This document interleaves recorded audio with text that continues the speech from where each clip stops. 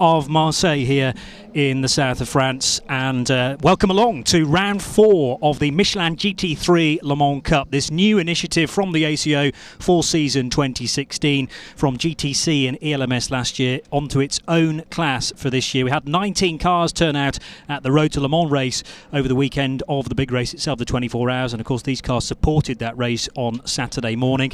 13 cars here though, as you can see, 27 degrees Celsius ambient temperature. That means a track temperature of 40 degrees C, swelteringly hot, not any chance of rain for the rest of the weekend, and we have qualifying to come in a short time for the GT3 cars. 15 minutes open to all, and then 15 minutes of Super Pole, and their race takes place later on today from 5 p.m. local time through till 7 o'clock, so it won't quite be getting dark there, but the sun will be starting to dip. So welcome along to our coverage. My name's Johnny Palmer, and I'm joined to my right by the editor of dailysportscar.com, Graham Goodwin.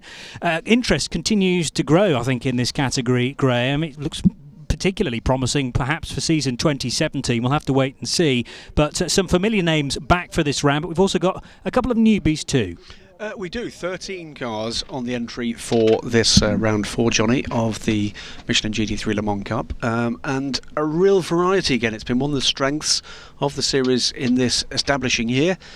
Interest is certainly growing. Yes, well, we have a few new but familiar names from other championships joining. Here's one of them, Optimum Motorsports, and their new look Audi R8 LMS.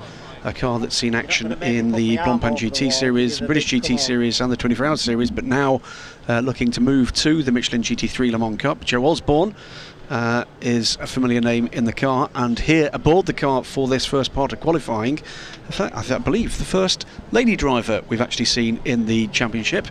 Flick Haig joins the number 75 Audi squad. Great looking car in that orange, grey and white livery. The carbon highlights of the car. CF Sport back after that race-winning performance in the opening round at Imola.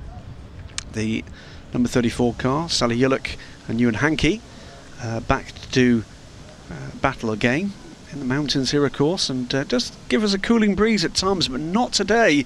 Bit of a heat bowl for this round in the south of France. As Johnny says, temperatures well up into the high 20s Celsius.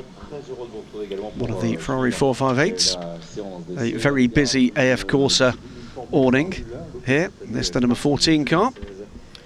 Yeah, that's not the best placed AF Corsa car though in the championship, with the number 51 car slightly better off. It's interesting actually looking at the teams championship compared to the drivers championship, because Alexei Basov and Victor Scheitel could potentially take the championship lead in this qualifying session. If they get pole and a point for their troubles, then they'll actually take the championship lead from Ewan Hankey and Sally Yollock. They'll be tied on 52 points if that happens, but Basov and Scheitel will have had the slightly better results.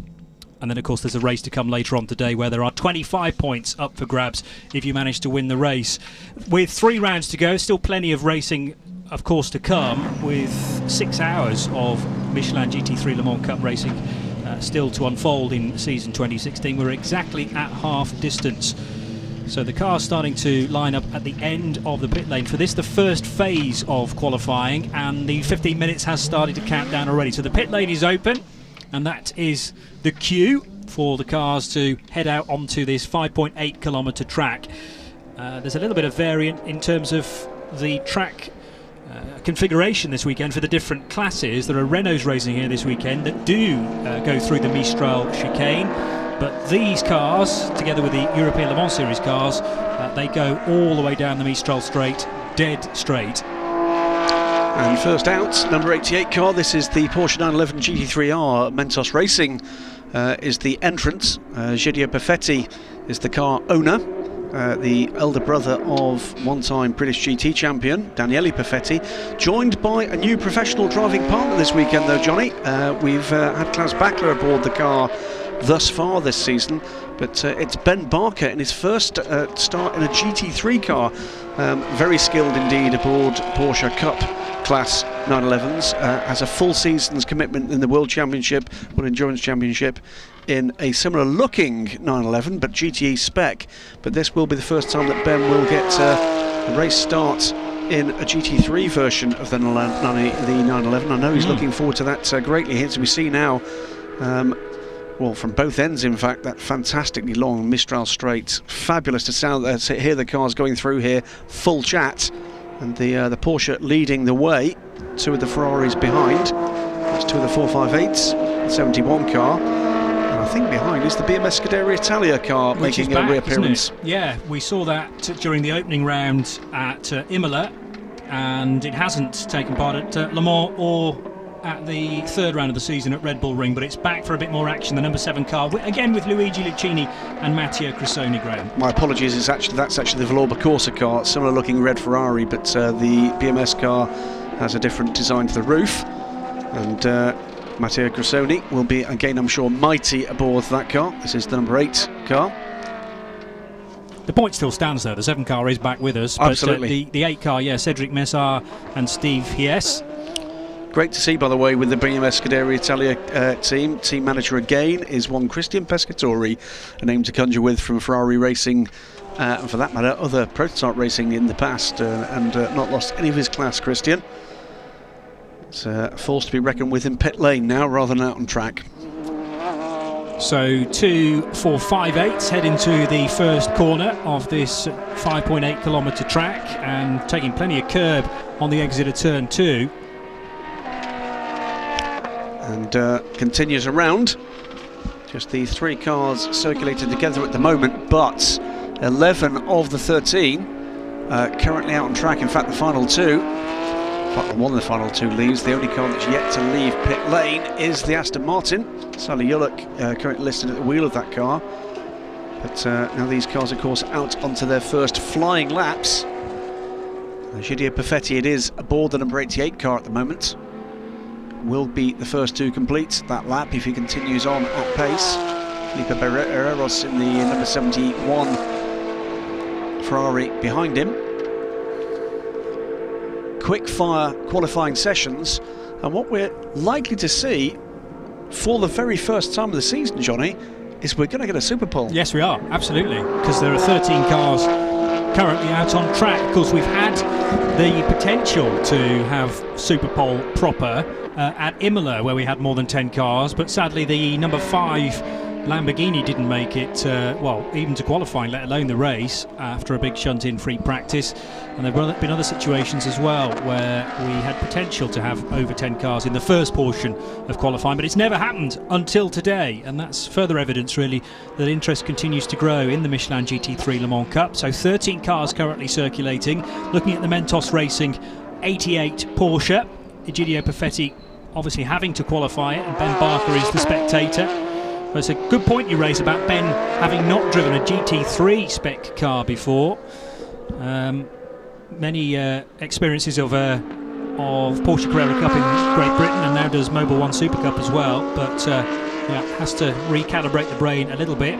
There's the 72 Ferrari. Now, Alexei Basov and Victor Scheitel, as I say, could potentially take the championship lead if they manage to get pole position in this session. But of course they're way down in the terms of the teams championship, because they raced at Le Mans in the number 57 car. So they scored points for the 57 car, but not for the 72. So that means actually in the teams they're in 5th position and trailed by 26 points. So a little bit of work to do in that car. And go much the quickest so far. 202.694 for Alexei Basov against a 203.9 from Egidio Perfetti, who did not have a particularly clean lap, it has to be said, on that first flyer for the Porsche. 26 car, this is the classic and modern racing car, but with a completely different driver lineup aboard the 26 this time. We've seen Nicolas Metzlan and it's Mathieu Vazevière, haven't we, so far this season? But that's changed this time around. It's Nicolas Tardif, who's an experienced GT racer, but company director in insurance by day, and Sohail Yari, endurance racing legend, joins him aboard this actually very good looking Ferrari 458. So obviously Michelin and Vazevière will miss out on driver points, but the 26 car can still continue to score its team points through the year. And There's the number 14 machine of Pierre-Marie Delina and Adrien Delina, the two Belgians. It's Pierre-Marie Delina at the wheel of the car as we watch this car to the top of timing and scoring goes Luigi Lucchini, the number 7 BMS Scuderia Italia Ferrari 458. So 458 leads 488, and Porsche at the moment. Then it's the McLaren.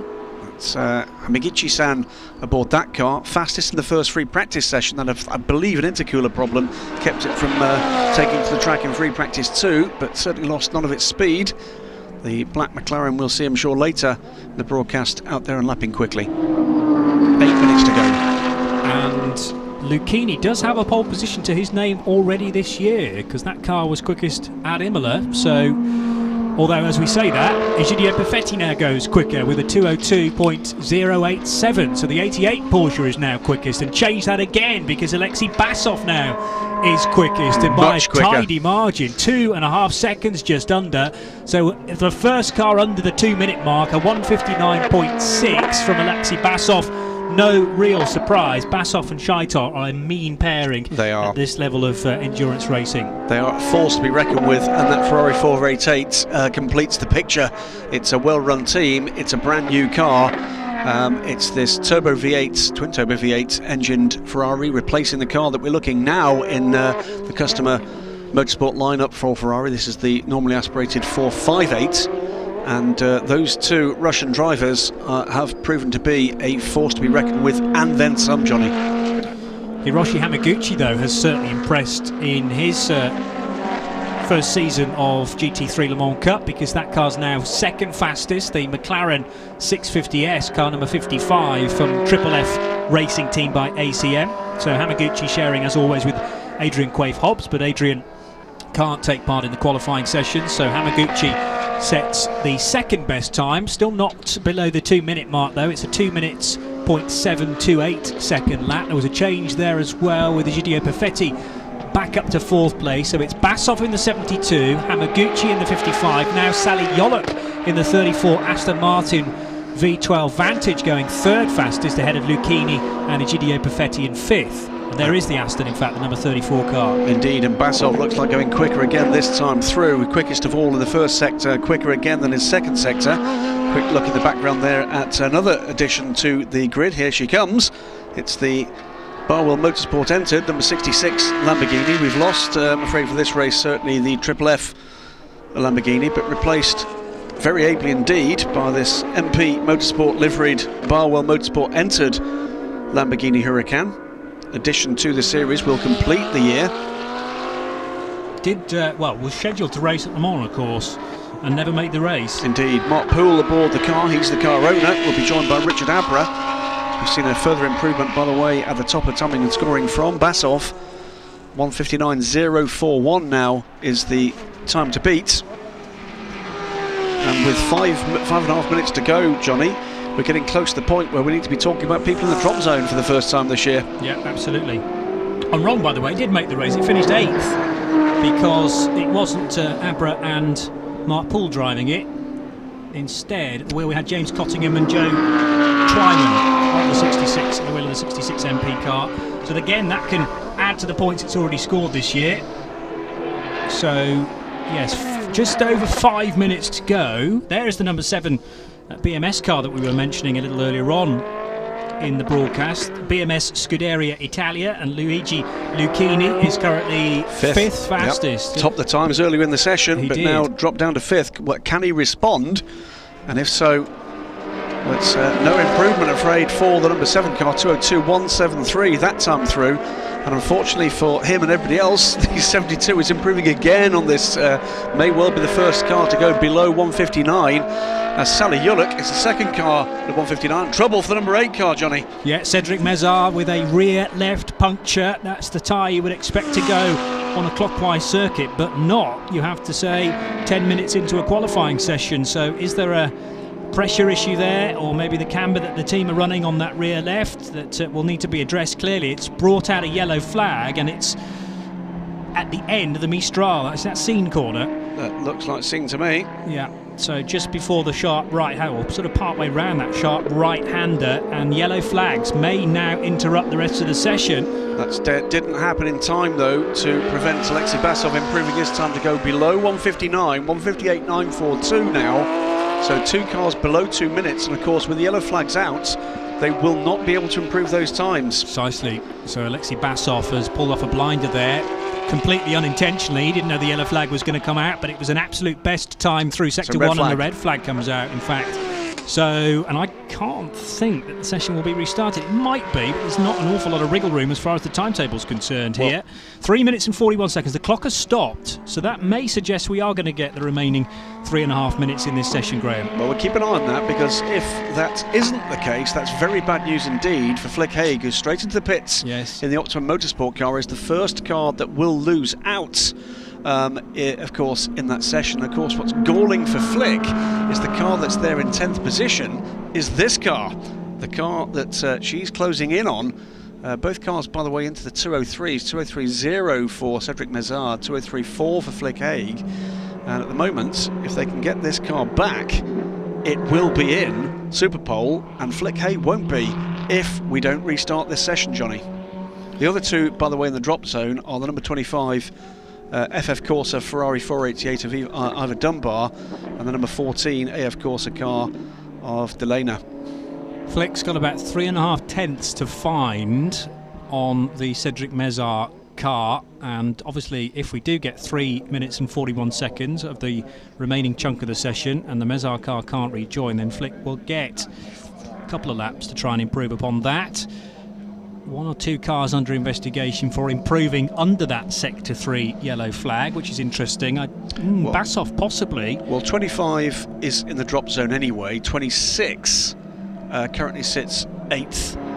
It is Basov though, isn't it? The 72 car. 72 car. That is the lap that would have secured pole position, but it would still have pole position. Yeah. So it was 1:59.0 against a 1:59.5 from Sally Yullock. So. Yes, under investigation, but that shouldn't affect pole position if it stays like this. Session will resume, Johnny, on a short call, so we are going to go back as soon as they've managed to recover this car, and the all eyes at that stage are going to be on Flick Haig. Yeah, it depends where that Ferrari is recovered to. The driver's back on board, and it's going to be via the use of a flatbed that car will go to the paddock, presumably. Well, clearly that car will not be playing any further role in the session. Interesting, okay. And it does appear that there's no further damage other than the puncture. So he's had a lucky escape there. Well, if that went down at the end of the Mistral. Exactly, yes. There's been some big shunts over the years at the end of the Mistral straight. Clearly, it's an incredibly quick part of the track at the end of such a long straight. There's a little bit of a lift as you work your way through, and then into a proper braking area for the sharper portion of that right-hand turn. But Scene Corner is for the brave, and, well, the tyre's already down at that point, so not sure exactly where it happened. But it looks to me like he's lost it at some point on the Mistral, but probably knew it was going. Yes.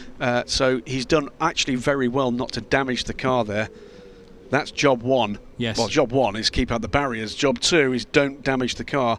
So the situation is going to be, we're going to be going back to running estimated in about 4 minutes' time. At that point, there will effectively be 1 flying lap available for Flick Haig, Ivor Dunbar, and the number 14 Ferrari 458, with which of the Delenas is in that car? Pierre-Marie Delena, to see whether or not they can do anything about Cedric Mezard's 10th position time, a 2:03.085, with Mezard unable to defend. Now my guess would be that many of these cars will opt not to go back out, but Flick Haig most certainly will. She certainly is the one most likely to be able to take advantage, on the basis that it is 3/10 difference, the best lap times at the moment between Mezard and Flick Haig, whereas Ivor Dunbar is a further 3.5 seconds back, and Delena way back, 7 seconds off at the moment. So unless it's a problem for that car,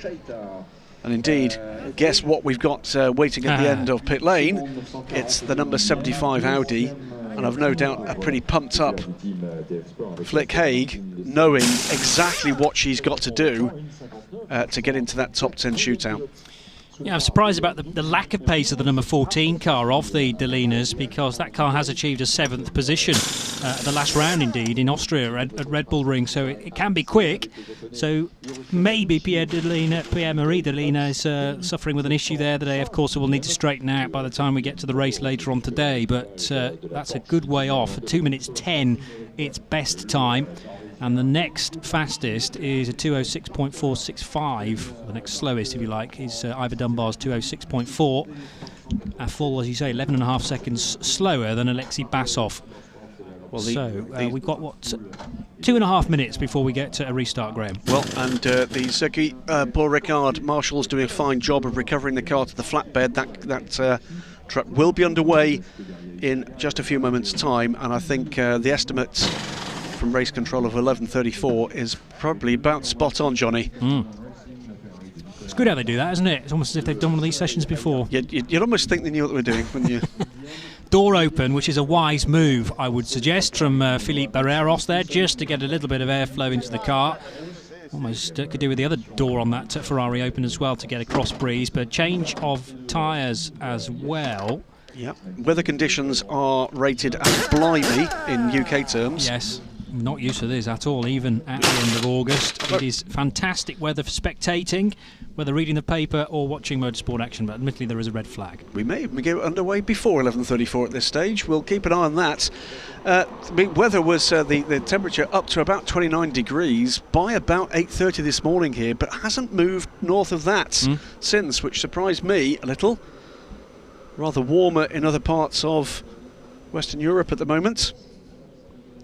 Very, very hot here yesterday, and Thursday in Paris was 37 degrees, so we are in a heat wave for even this part of the south of France, but as you say, slightly cooler today because of the breeze, but a track temperature of 40 degrees Celsius will be punishing those tyres. That might be another contributory factor to that puncture on Mézard's car. Now, since Paul Ricard circuit came back onto the racing calendar, Johnny, it's attracted a very loyal band of race fans from the local area and far beyond. Not unusual, by the way, to see UK fans making their way out here for the race meetings. It's been a fine addition to the European racing track stock after several years as a private test track, and seems to produce really good racing in a whole range of disciplines. And good to see GT3 cars here on this bill. We're about to get to 11:34. Confirmed restart session in just a few moments' time. Green flag is ready. And away go two of the three cars looking to do better. Indeed. Cedric Mézard will not have a chance to reply. There's another car in the background coming out as well. That's Ivor Dunbar. Okay, so the three cars that are currently in that drop zone outside the top 10 are using this final 3.5 minutes just over to see if they can make it into Superpole. At the moment, the positions in Superpole confirmed for Alexei Basov, who has provisional pole, but he'll have to do it all again, of course, in the next section of 15 minutes. Sally Yolok in the 34 car is into his next portion of qualifying, along with Hamaguchi in the McLaren, Perfetti in his Porsche, and Mark Poole in the Lamborghini Huracan. We've also got Thomas Fleur in the 51 Ferrari, Lucchini in his Ferrari, Nicolas Tardif, who is new to the championship, the number 26 car, Philippe Barreros, and Cedric Mézard is on the cusp. Out too has come the number 72 Ferrari 488. Alexei Basov is still at the moment listed with that 158.942. That is one of the laps that's under question though. And Hamaguchi also coming out in the McLaren, must fancy his chances of an improvement from the 2 minutes .705. Has got 1.2 seconds to find though to get onto terms with Sally Yolok, and a further 6/10 to look at pole position, but that's going to be an interesting one to keep an eye on. It's going to be one flying lap for all of the 5 cars that have come out, and in just a few seconds time it will be too late for anybody else to actually get round and start that final flyer that's available. And one car that's not going to do it, by the look of things, is the number 88. These cars will now be waiting for Superpole. good news regarding those 4 cars that were under investigation. There'll be no further action regarding any improvement under yellow flags. So 1:58.942 is indeed the mark that's going to be needed to be attended to by this car here. That is Alexei Basov in the number 72 Ferrari 488, the SMP Racing liveried and run car, with the number 55 Triple F by ACM. McLaren just a little way further back on this lap, looking to improve and get onto that front row perhaps. Flick Haig, meanwhile, has gone through to start her flying lap, so we need to keep an eye on how Flick's doing there. So one stab at it with only 1 minute and 15 seconds on the clock then, so we'll keep an eye on how Flick Haig does through Sector 1, so too Ivor Dunbar and Pierre-Marie Delina, but as we've said, the likely improvement is to come from the number 75 Optimum Motorsport Audi R8. Can it snatch a 10th place in qualifying to then take it through into Superpole? The 72 car just does a gingerly lap, really. That wasn't at any speed particularly, and the 72 car maybe just checking things out ahead of Superpole proper comes back into pit road without a flyer. Flick Haig well inside the schedule she needs to be at for the first sector. 37.1 was the quickest from that number 8 car. That's the car she's looking to get in amongst. She's 6/10ths quicker than that. She's the best sector 2 for that car we're looking for is going to be a 31.1. So what can Flick Haig? She's a little outside that. She's on the cusp here. This is going to be really tight. It is the technical part of the circuit at the end of the lap, the longest part of the longest sector in this lap. 54.7 is what we're looking for from Flick Haig to beat, to get in amongst that time. Checkered flag is out. From a psychological point of view, I just wonder whether it's good for people to have a target to hit, you know, and that's all of a sudden upping the performance from Flick Haig in this portion of qualifying. There's a 10th place up for grabs here, and in their first GT3 Le Mans Cup meeting of the year, can they get into Superpole at the death, it has to be said. We're waiting for the 75 car to head across the line then. It's in the final sector as we speak. And can it do a time?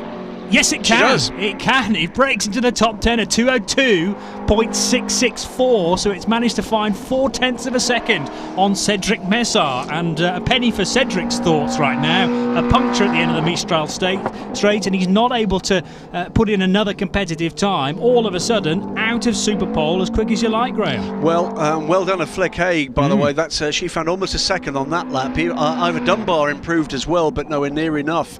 But under 2:06 the first time Ivor Dunbar on that lap. No improvement from the number 14 car. So the 3, I'm afraid, in the drop zone are the number 8 Ferrari of Cedric Messard. After that puncture at the end of the Mistral straight, what can Hamaguchi-san do at the end of this lap? Does improve, but not enough to improve his position. So it's a 2:06.93 for the number 55 McLaren. That keeps him 3rd on the grid. Keeps him 3rd in the order ahead of Superpole. And this is a car, of course, that had very bad luck indeed last time out the Red Bull Ring, being taken out in a, well, triple whammy really, wasn't it? Turn 1. On the outside of turn 1 there was a, well, what was like a billiards move, wasn't it? Yeah. One car hitting a second, which then went on to misfire in the back of Perfetti, and then Perfetti made contact with Hamaguchi. That was Hamaguchi's car, wasn't it? That spun around and then lost the front wheel. Johnny Molam, who was the gold driver in amongst all the rest of the bronzes starting that race, kind of had nowhere to go, clipped the spinning McLaren and did manage to keep going. And actually the car was pretty well placed at the pit stop marker. But yes, a relatively small grid at Red Bull Ring. That was the last thing we wanted, with 3 cars eliminated pretty much on the spot at turn number 1. Again, that's the education, I suppose, for the bronze drivers, though. They're learning all the time, and it is a 2-hour race at the end of the day. You can't win it at the first corner. We've had clashes at both Imola and Red Bull Ring already this year. Let's hope later on today at 5 o'clock we get through turn number 1 here at Le Castellet with all cars intact. Absolutely. And all the panels straight. So well done then to Flick Haig and to the Optimum Motorsport team at the death into the Superpole. She'll be delighted with that, I'm sure. And that leaves us, Johnny, with an interesting looking 10 for Superpole, led by the number 72 SMP Racing Ferrari 488, the new spec Ferrari 4 this year. See that just behind the pit lane marshal in the final pit stall there. Then it's the 34 Aston Martin, TF Sports Aston Martin V12 Vantage GT3, the winner from the opening round of the season at Imola. Hamaguchi in the number 55 McLaren. Then it's the 88 Porsche, then the Lamborghini of Mark Poole in the Barwell Motorsport Run car, then Thomas Fleur in the number 51 Ferrari 488, one of the AF Corsa cars. That means the top 5 cars in the order are different makes and models. Great stuff. Wonderful variety. There was an incredible amount of variety at Le Mans, of course, where we had 19 cars, lots of different types of body shape and engine configurations, where the engine is situated in the car as well. And as we said, with interest tending to grow with this new Cup, as it's called, the Michelin GT3 Le Mans Cup, then the variety is set to rocket as well. So just over a minute to go before we reach 15 minutes of Super Pole. The 3 cars that were at the bottom of the times have been eliminated from the timing screen now, so the number 8 car will start from 11th place later on today, Cedric Mézard and Steve Hies. The 25 car will start from 12th position, Ivor Dunbar and Johnny Molam. It'll be interesting to see which route FF Corsa go as far as which driver they put in for the opening stint. It did seem to work, that, putting Johnny Molam in at Red Bull Ring first to then hand over to Ivor Dunbar. So we'll wait and see whether that's the route they take for this round, round 4 of the championship. And to start from 13th position, the number 14 car, slightly off the boil, AF Corsa Ferrari of Pierre-Marie Delina and Adrien Delina, the 2 Belgians. And there is that car being wheeled out of the way. Sadly, will take no action in Super Pole. Unlike this Audi R8 from Optimum Motorsport, we've not seen this car in the GT3 Le Mans Cup so far.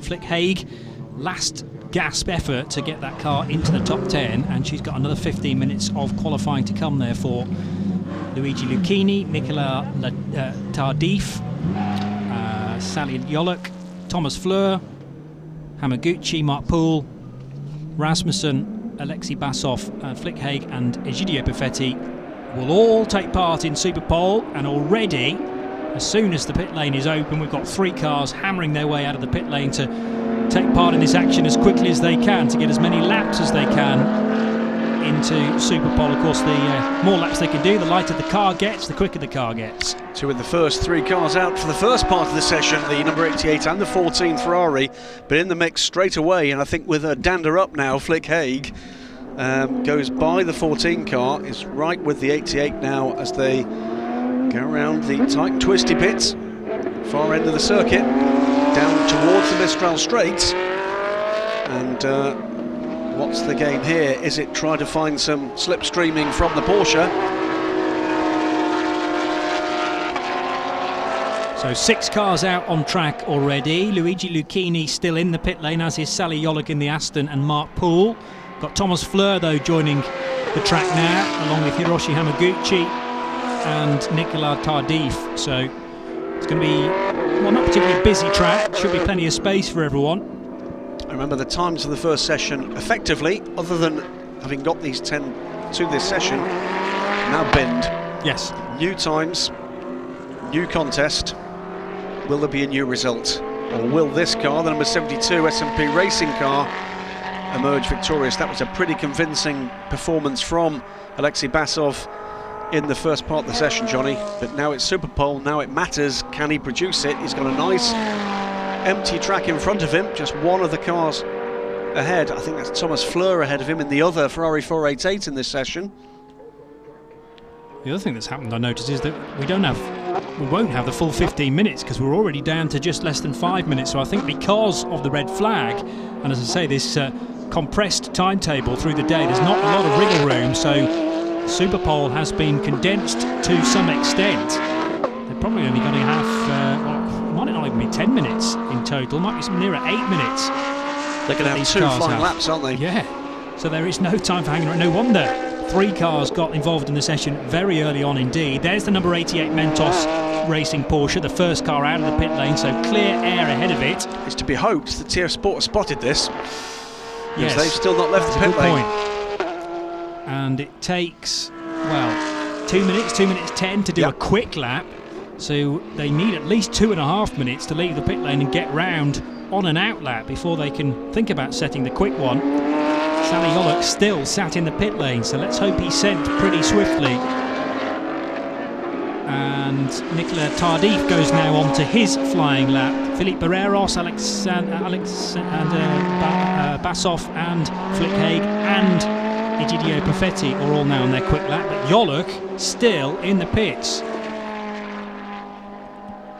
Now, there is Alexei Basov, late on the brakes. That car looking menacing as far as its body language is concerned, hammering the curbs. Here comes Yolok, he's on the move, 3.5 minutes to go.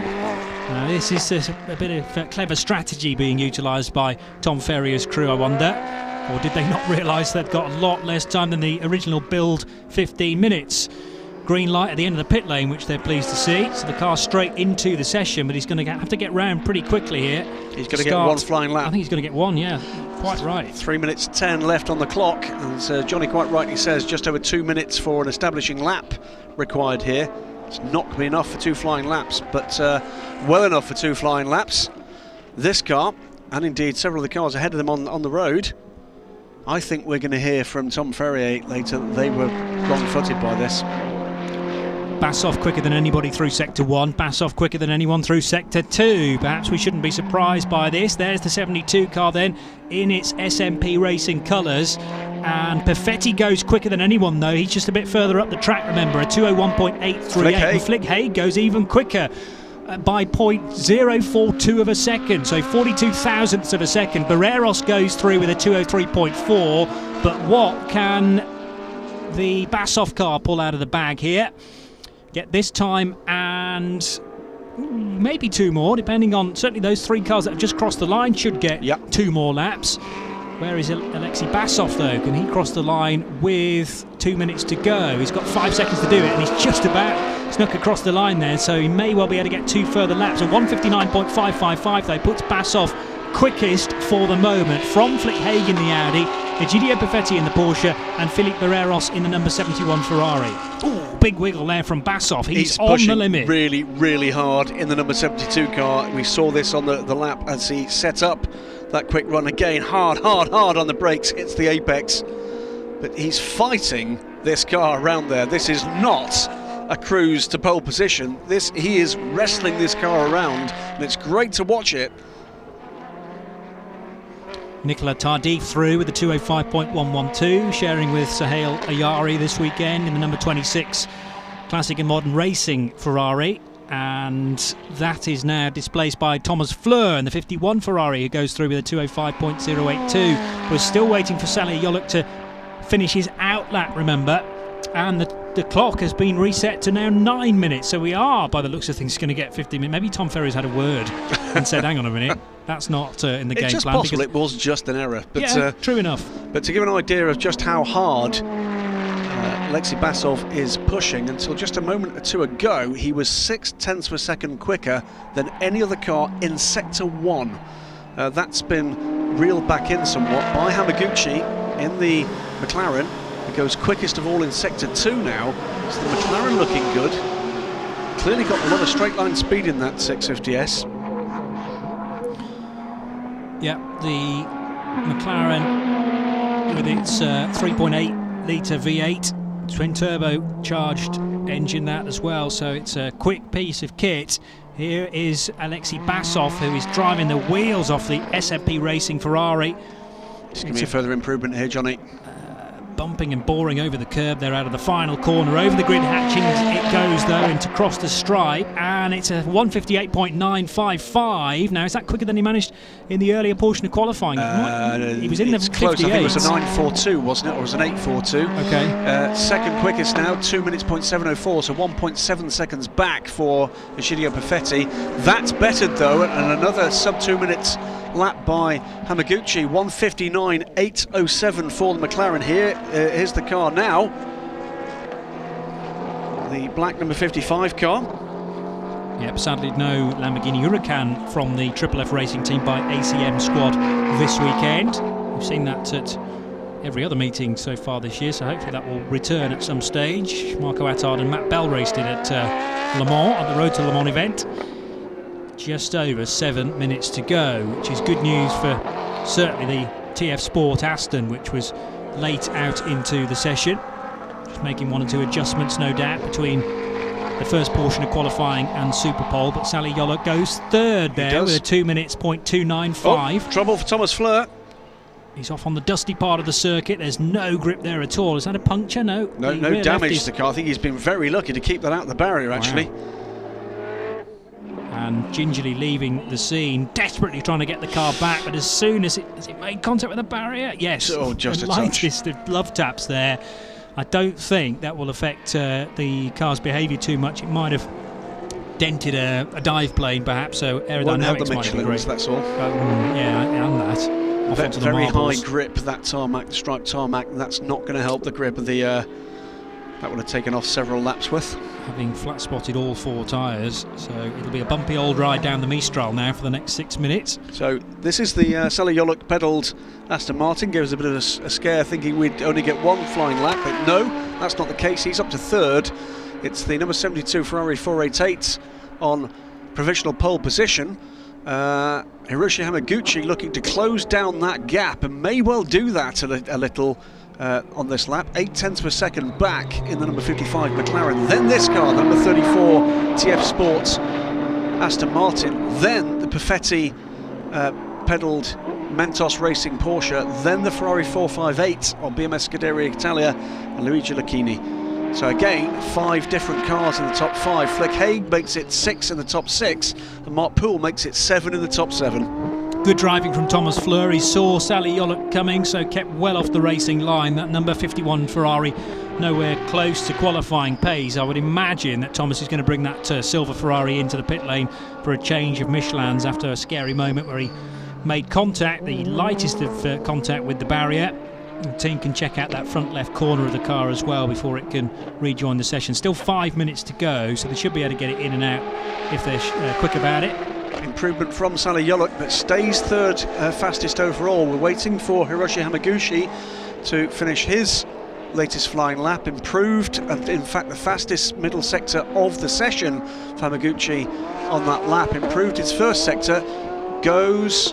Now what's happened there? No, it's a late adjustment to the timing. Yolok goes second with a 1:59 dead. We're waiting for Hamaguchi to finish his lap, but it's a further improvement meantime from Alexei Basov. So Basov is down to a 1:58.6, but Yolok now is just, 3.5 tenths back. Hamaguchi, meanwhile, went through in a 1:59.3 to the top 3 now, Johnny, separated by 7 tenths of a second. And we're looking at the moment, a front row that involves the drivers both first and second in the championship. So we could have Sally Yolok, Ewan Hankey versus Victor Shaitar and Alexei Basov off the front row later on today. But Hiroshi Hamaguchi will want to say on that, and to have clear air in front of him. Can he go 4/10 of a second quicker to dislodge Yolok from second position? Egidio Perfetti currently looking at a second row start at the moment as well, alongside the McLaren 650S. Luigi Lucchini, not really a slouch in this session. He's down into the mid 2 minutes now. 2 minutes .763 for the Italian in the number 7 Ferrari, returning to the GT3 Le Mans Cup. Mark Poole in the 66 Lamborghini Huracan looking at a third row start. 3.5 minutes to go, and using plenty of curb there, Turkish driver Sally Yolok in the ES Motor backed Aston Martin from TF Sport. They've got 2 Astons here this weekend. Sadly the number 22 car not racing as it did at the Road to Le Mans event. So 4 cars now under that 2 minute barrier, and it looks like Sally Yolok has decided that's as good as it's going to get in this session for the number 34 car. So late to join it and early to the garages. Clearly maybe they think the window on these Michelin tyres is pretty narrow and can't do a lot more after the initial performance is gone. The fan of the door there from Sally Yolok, but at the moment looking at a front row start, but there is still 2.5 minutes to go. And Perfetti improves. well, Perfetti and both Hamaguchi could have a say on who starts from the front row, Graham. Indeed, Perfetti goes through with an improvement in time, but it's a marginal one. He stays fourth, 1:59.865. So it's still the same 4 cars at the moment in the same order, under 2 minutes, that will occupy the front 2 rows. Basov and Yoluk. Yoluk will not improve now in this session. Hamaguchi and Perfetti. Ferrari, Aston Martin, McLaren, Porsche. Then a Ferrari 458, the older cousin to the currently provisional pole sitting 488. Then the Lamborghini. And Mark Poole now on pit road, so it looks like Barwell's run is done for the afternoon. Flick Haig still out there and improving her best first sector, so maybe looking to relieve Mark Poole. We hear a chatter of the turbo there. Very 80s rally car. Yeah, Group B style. It's Lucchini that's improved from the earlier part of qualifying, though, because he finished qualifying 1, if you like, in 7th position. Now good enough for 5th, so he's continuing to find a bit of pace during Superpole. So it's Lucchini and Haig at the moment looking most likely to show some form of improvement here. 1 minute and 10 seconds to go. It's going to be close here for Basov to sneak one more lap out of it. He's 2/3 of the way down the Mistral Straight. I think he'll just miss out on a further lap. So this one is all important, although he does hold pole position by 3.5 tenths over Sally Yoluk, who of course cannot reply. So you're looking at now Hamaguchi to take pole position from Basov. That's unlikely. The BMS car with Lucchini at the wheel, heading through the tight and twisty stuff. No improvement, but this is his final available flying lap. Flick Haig still to come through to complete her current flying lap. 7th quickest at the moment, but within range of Mark Poole. Egidio Perfetti pits, and that's the Porsche done, currently 4th fastest. Not under a major amount of pressure from behind at the moment, unless we see a big improvement. Victor Scheitar. And 2014 LMP2 WC champion Sergei Zlobin in the background looks after the commercial side of SMP racing nowadays. So Basov over the line to receive the checkered flag. A 1:58.661 looks to be good enough for pole position. Hamaguchi still circulating in the final sector, but hasn't shown any personal best times, let alone and a spin there for Lucchini. There's an indication of how hard the Italian was pushing at the end of the session. Well, Flick Haig did improve, but not enough. In fact, she improved, but was bettered by Tardif at the death in the 26 car to be dropped back down to 8th. But Flick Haig has gone round to start her final lap. Tardif did that as he took the checkered flag, so he comes up to a position from 8th to 7th.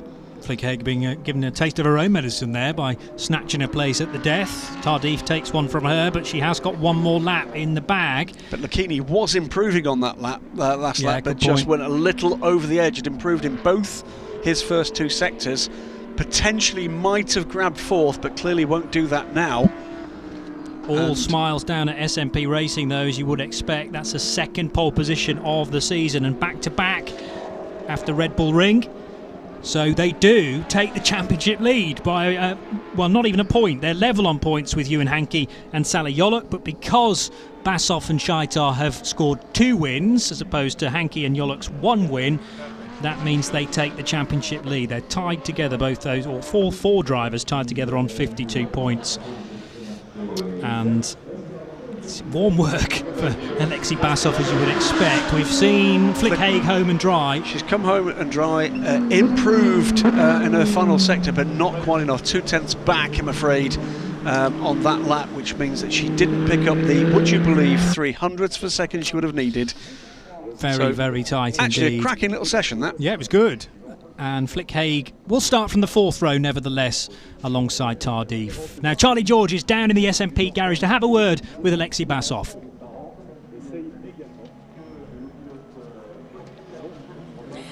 Yes, I'm down here at SMP. Very happy SMP Racing, and another pole position. Well done, Alexei.